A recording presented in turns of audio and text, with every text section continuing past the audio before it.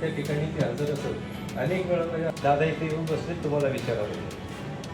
अशा पद्धतीचं काम करणारा हा अतिशय वक्तशीरपणा, स्पष्ट वक्तेपणा पाळणारा हा नेत्याच्या माध्यमातून त्या ठिकाणचा जो काही विकास व्हायला पाहिजे होता त्यापासून आपण तितके झालो की दादांना अभिवादन करते भावपूर्ण सोशल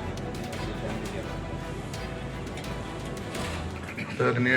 त्यांना श्रद्धांजली वाहण्याचा योग असा येईल असं कधीही स्वप्नात पाहिलं नव्हतं, परंतु आज श्रद्धांजली वाहण्यासाठी आपल्यासमोर उभा आहे. 28/1ला ज्यावेळी विमानाच्या दुर्दैवी दुर्घटना घडलं आणि त्या दुर्दैवी घटनेमध्ये सकाळी मी टी व्हीवर ती बातमी पाहिली आणि मला पडदिशी दादांच्या मागचा जो माझ्या आयुष्यात अनेक जे प्रसंग घडले ते प्रसंग आठवत होते. त्या आठवत असताना मला थोडंसं दुःख देखील फील झालं त्यावेळेस.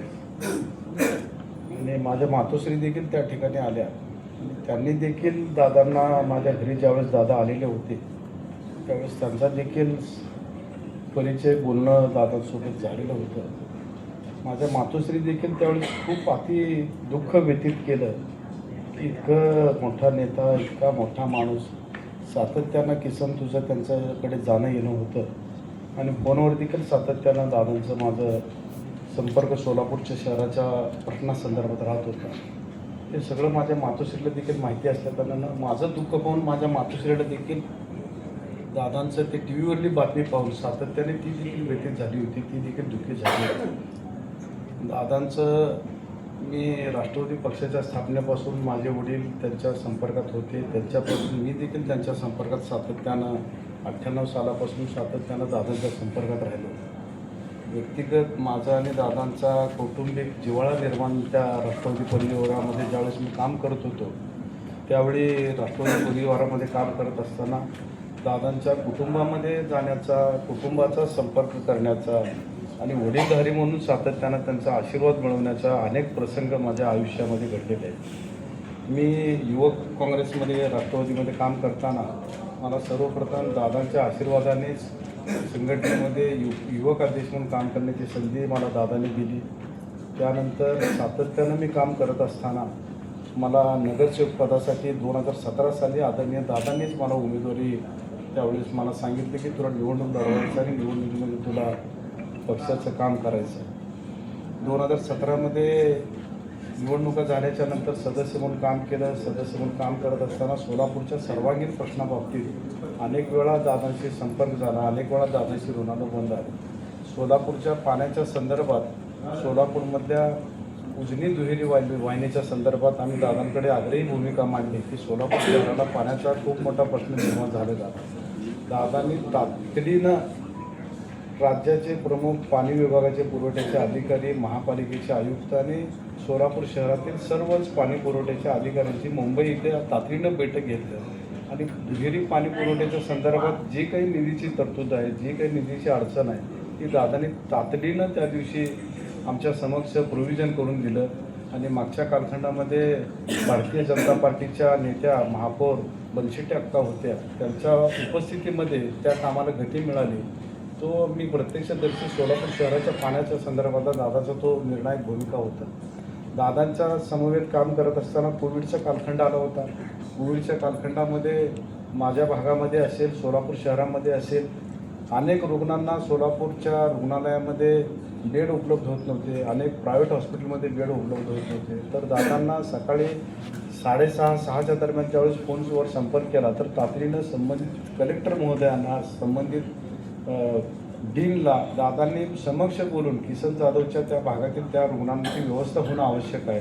तर दादांचं त्यांच्यासोबत बोलणं होऊन रिटर्न मला कॉल आला होता. म्हणजे अशा पद्धतीचा कार्यकर्त्यांचा मान राखणारा, कार्यकर्त्यांना एक मुलाप्रमाणे प्रेम देणारा दादा आपल्यातून खरोखर निघून गेला. असे अनेक प्रसंग आहेत. सोलापूर शहराच्या विविध समाजा घटकांसाठी मी व्यक्तिशः दादाला सांगितलं, दादा सोलापूर शहरामध्ये विविध जाती धर्माचे लोक राहतात, आपण अर्थखाता आपल्याकडे आहे, अर्थखाता म्हणून आपण सोलापूर शहरातील विविध समाज घटकांसाठी आपण काहीतरी विकास निधी द्यावं. दादांनी एकाही क्षणाचा विचार न करता किसन जाधव हा आपल्या संघटनेचं काम करतो, आपल्या पक्षाचं काम करतो, आपल्या सोलापूर शहरातील कामाची याला जाण आहे त्याचं माहिती घेऊन तातडीनं सर्व समाजासाठी जवळपास 12.5 कोटी रुपये एका दिवसामध्ये तातडीनं दादाने मंजूर केला. दादा कामाचा दादा मी पाहिला. केवळ विकास काम म्हणून नव्हे तर अनेक असे प्रसंग आले, कौटुंबिक प्रसंग आले. मी दादाला विनंती केली तर दादा आपण सोलापूर शहराला ज्यावेळेस येताल त्यावेळेस मी ज्या भागातून प्रतिनिधित्व करतो त्या भागामध्ये मी भटके विमुक्त समाजाच्या भागातून त्या प्रवर्गात राहतो आणि माझा सेटलमेंट भाग हा माझी गुन्हेगारी जमात म्हणून ओळखलं जातं. ब्रिटिश कालखंडामध्ये तारेच्या कुंपणामध्ये माझा समाज त्या ठिकाणी बांधलेला होता. त्या समाजामध्ये जर तुमचं पायगुण त्या ठिकाणी लागलं तर आमच्या समाजाला काहीतरी समाजाचे प्रश्न मिटल्यासारखं होईल आणि तुमचा आशीर्वाद मिळाल्यासारखं होईल. दादांची माझी विनंती तातडीनं मान्य करून जो शासकीय प्रोग्राम असतो दादाचा त्या प्रोग्राममध्ये माझ्या विनंतीला मान देऊन त्या प्रोग्राममध्ये नाव नोंद केलं की बाबा किसन जाधवच्या निवासस्थानी आपण सदिच्छा भेट द्यायचं. आणि त्याच दरम्यान मी दादांना विनंती केलं की माझ्या रामवाडी परिसरामध्ये जे मिल कामगार राहतात ते झोपडपट्टी वसाहत आहे, त्या झोपडपट्टी वसाहतीमध्ये रामवाडी प्रसूतीगृह आहे. त्या ठिकाणी महापालिकेच्या माध्यमातून प्रसूतीच्या व्यवस्था या माता भगिनींना मिळतात. त्या ठिकाणी एक आरोग्याचं शिबिर आपण घेतलेलं आहे. त्या शिबिराला आपण वेळ द्यावं तर दादाने तातडीनं त्या शिबिराला देखील वेळ दिलं आणि गोरगरीब महिलांना सहभागी झालेल्या महिलांना दादांच्या हस्ते ती साडी वाटपचं काम केलं. दादा ते कार्यक्रम झाल्याच्या नंतर त्या संपूर्ण हॉस्पिटलची पाहणी केली. पाहणी करून हे गोरगरिबांचं हॉस्पिटल आहे, गोरगरिबांना इथं सुविधा मिळायला पाहिजे म्हणून तातडीनं प्रशासनाची बैठक त्याच दिवशी महानगरपालिकेमध्ये लावली. महानगरपालिकेमध्ये माननीय तेली उगले मॅडम त्यावेळेस आयुक्त म्हणून काम पाहत होते. माझ्या समवेत ते महापालिकेला देखील येऊन आदरणीय दादांनी त्यावेळेस भेट दिली. आदरणीय दादांनी महापालिकेच्या कामकाजाचं माहिती घेतलं, महापालिकेच्या इमारतीची माहिती घेतली, महापालिकेच्या इमारतीमध्ये काय त्रुटी आहेत, महापालिकेच्या कामकाजामध्ये काय त्रुटी आहेत, असा बारीक कामाचा अभ्यास असणारा नेता मी खूप जोडून पाहिला. असा हा नेता पुन्हा होईल असं मला वाटत नाही. दादा हे प्रशासनावर पकड असलेलं नेतृत्व होतं, शब्दाचा पक्का होता, दिलेला शब्द कधीही दादा पडू देत नव्हते, कार्यकर्त्यांचा सन्मान राखणं आणि कामासाठी वाघ म्हणून असलेला नेता होता. असा हा नेता आपण सर्वांनी 28/1ला त्यांचं दुर्दैवी निधन झालं. ते निधन झालेलं खरोखर मला विश्वासच बसत नाही की बाबा ती घटना घडलेली आहे का, परंतु आज प्रत्यक्षात ती घटना घडून गेलेली आहे. असा हा मोठ्या मनाचा नेता पुन्हा सोलापूरमध्ये नव्हे, महाराष्ट्रामध्ये नव्हे तर देशभरामध्ये पुन्हा जन्माला येईल का नाही असं माझ्या मनात स्वतःच्या साशंकता आहे.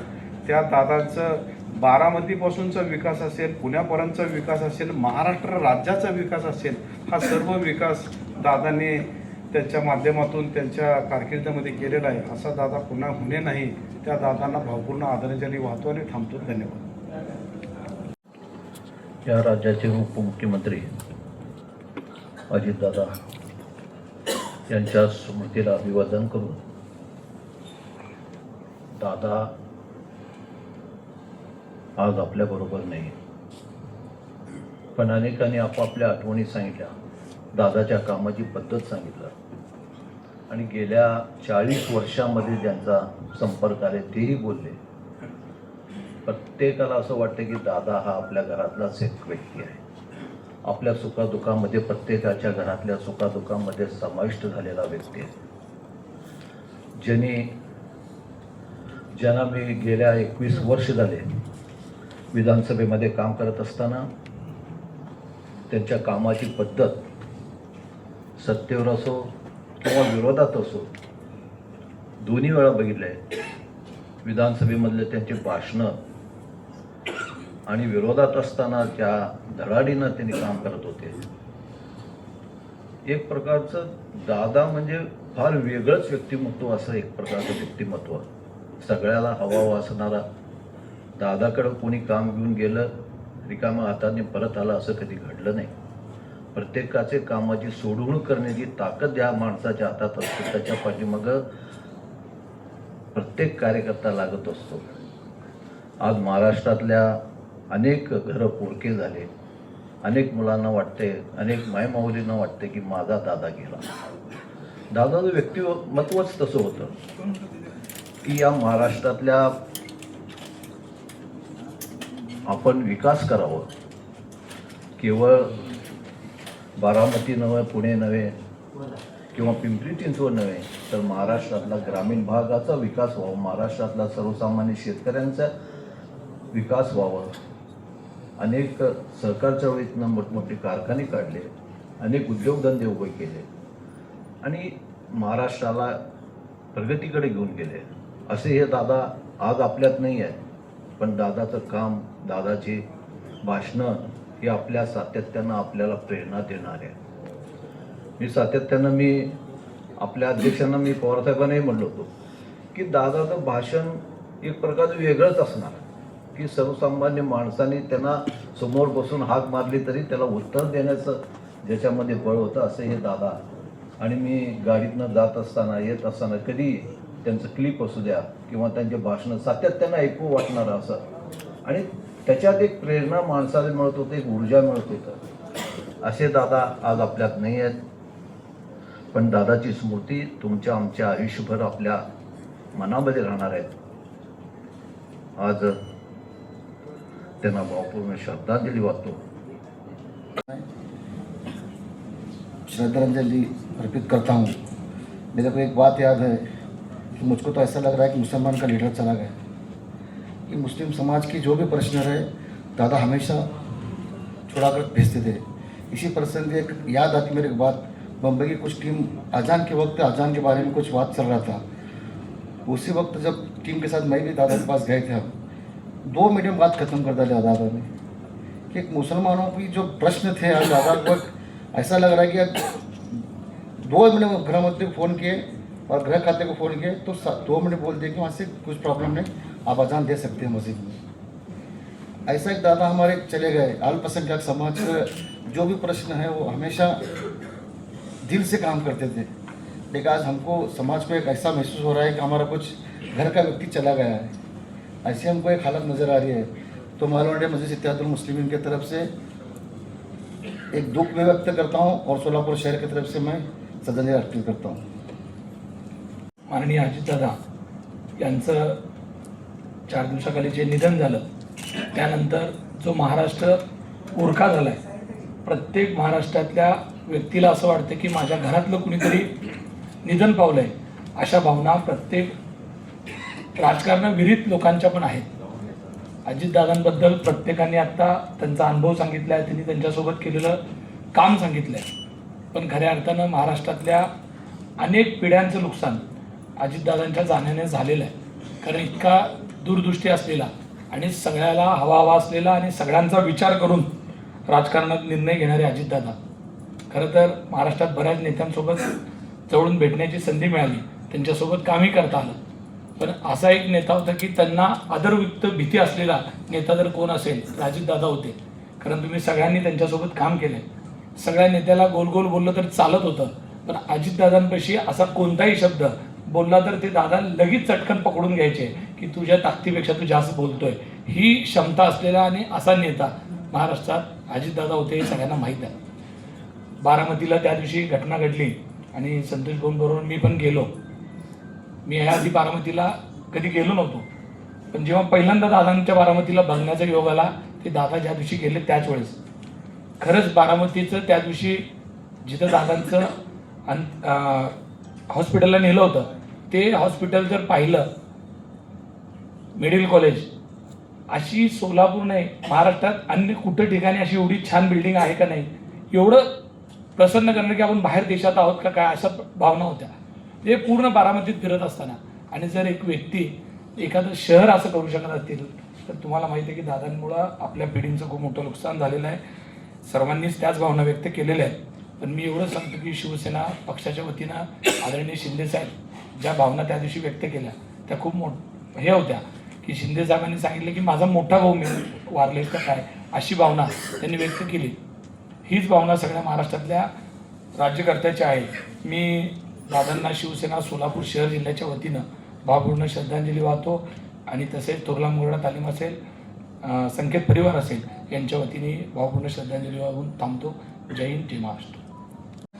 असं सांगण्यात आलं की अजितदादा जखमी आहेत गंभीर आणि मनातमध्ये आपल्या आशा पालवल्या की खरोखरच परमेश्वराने त्यांना पुन्हा एकदा जीवन द्यावं आणि खरोखरच ती बातमी खरी ठरावी. परंतु काळाने त्यांना माफ केलं नाही आणि दुर्दैवाने ते आपल्यातून निघून गेले. संपूर्ण महाराष्ट्र या घटनेने अतिशय हळहळला आणि आपल्यातलं एक उमदं नेतृत्व, प्रशासनावरती मजबूत पकड, काम करण्याची हतोटी, अंत्योदयापर्यंत म्हणजेच प्रत्येक माणसाचा शेवटचा माणूस हा कुठेही वंचित राहिला नाही पाहिजे, कुठल्याही सुविधांपासून वंचित न राहायला पाहिजे, अशी ज्यांची भावना होती त्याच्यासाठी तो धडपड करायचा.